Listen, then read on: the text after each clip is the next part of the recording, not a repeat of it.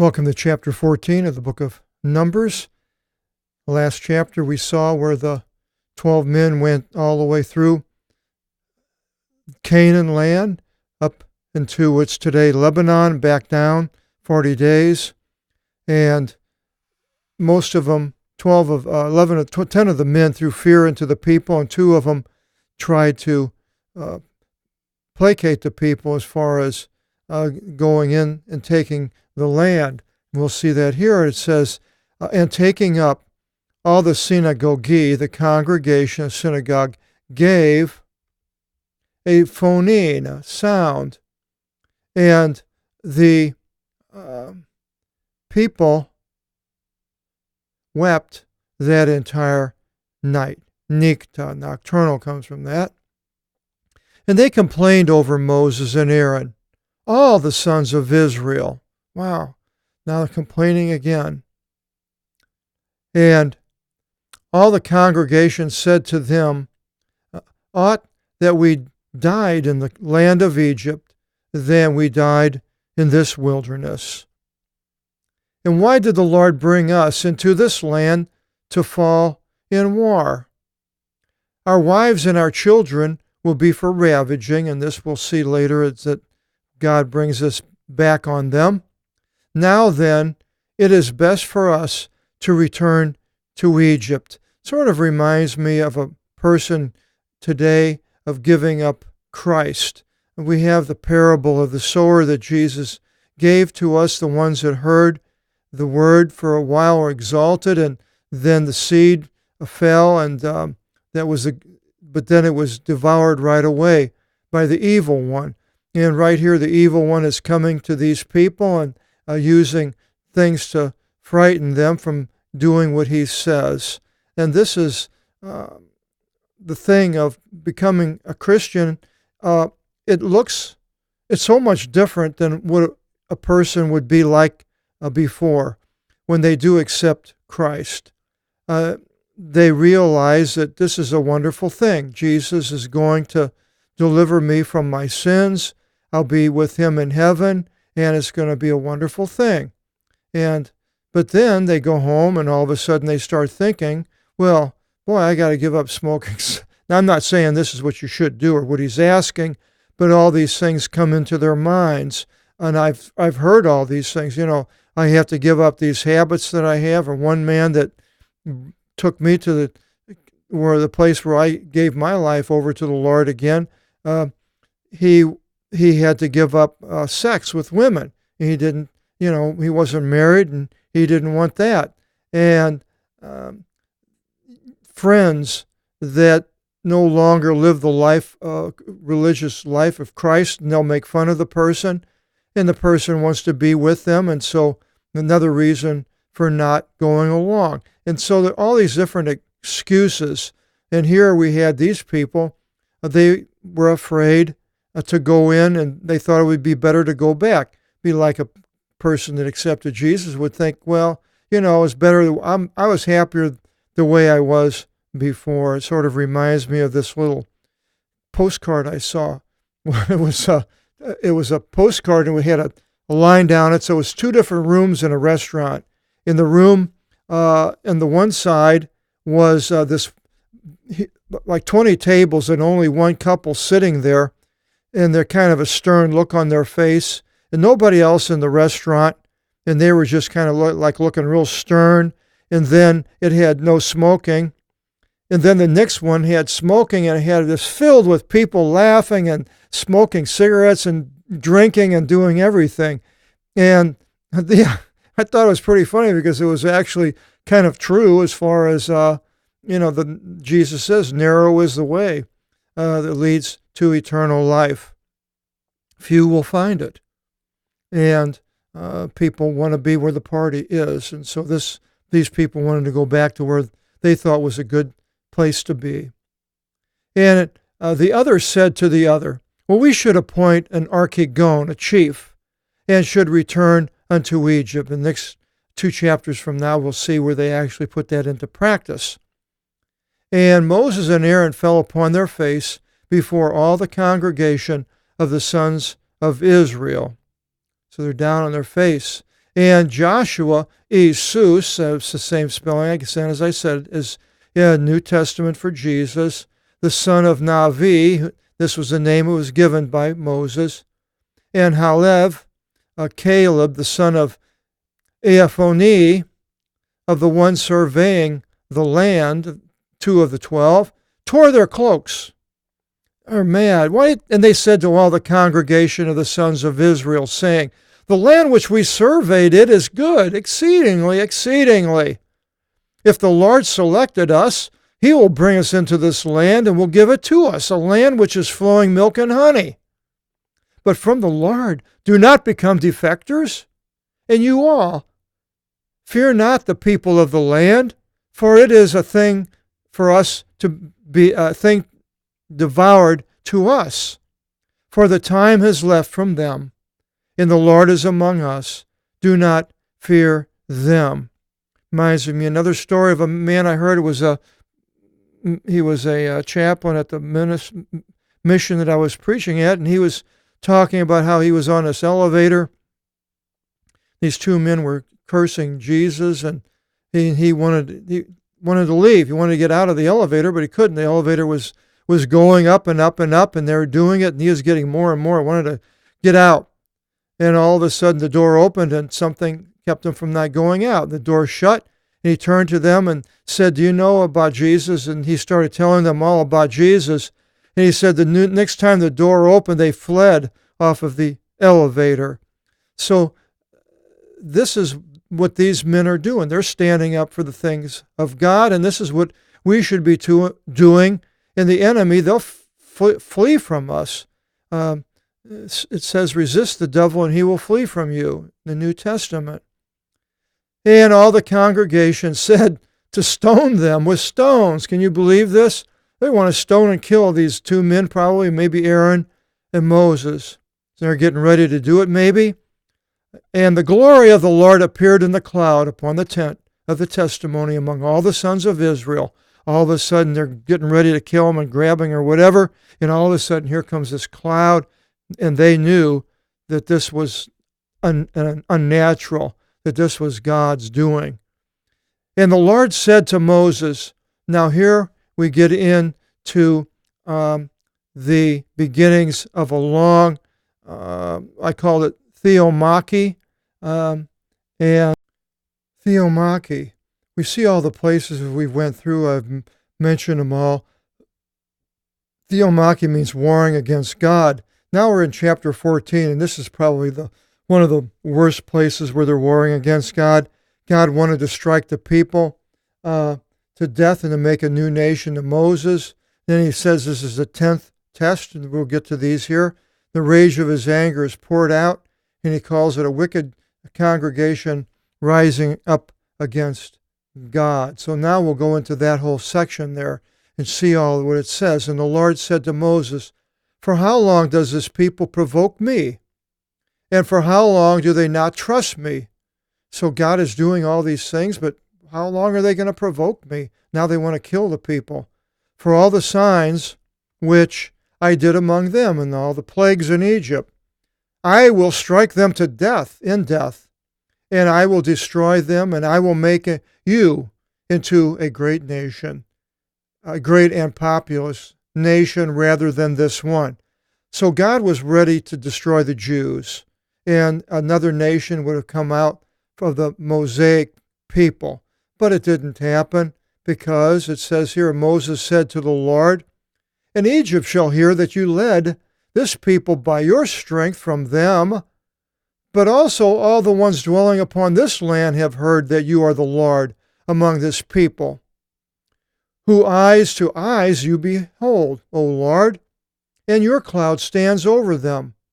And in a column of cloud you go in front of them by day, and in a column of fire by the night. And shall you obliterate this people as one man altogether? And the nations shall say, as many as heard your name, saying, well, because the Lord was not able to bring this people into the land which he swore an oath to them, he prostrated them in the wilderness. And now raise up high your strength, O Lord, in which manner you said, saying, this now Moses is saying what the Lord is saying, the Lord is lenient, full of mercy, and true, removing lawless deeds and iniquities and sins. But by cleansing he shall not cleanse the liable, repaying the sins of the fathers upon the children unto the third and fourth generation. And so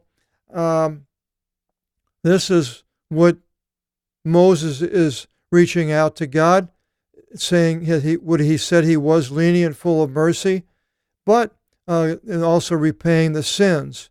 And he says, dismiss the sin of this people according to your great mercy, just as kindness happened to them from Egypt until the present, how he's taken care of them. And the Lord said, I am kind to them according to your word, but as I live, that the glory of the Lord will fill all the earth, that all the men seeing my glory and the signs which I did in Egypt and in this wilderness, and test me this 10th time, and are not listening to my voice, assuredly they shall not see the land which I swore by an oath to their fathers, but only their children who are with me here, as many as have not known good or evil. So he didn't kill them. He's allowing them to live, to stay as a people, but all the ones, they're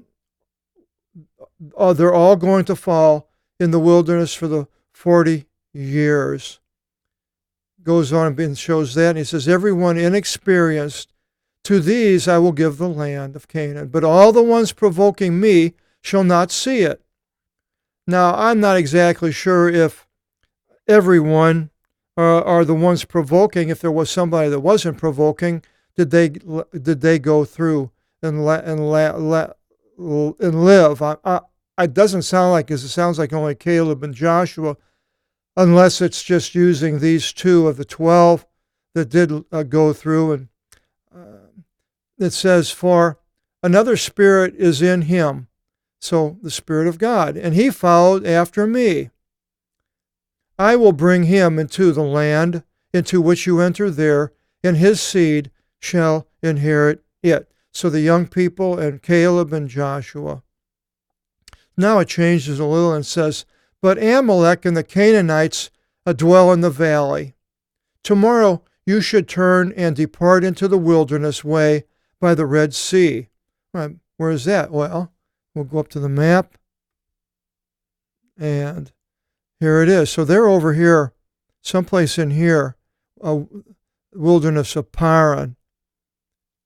And so he's now telling them to go back to the Red Sea, basically where they're at, which they will do. But first, we have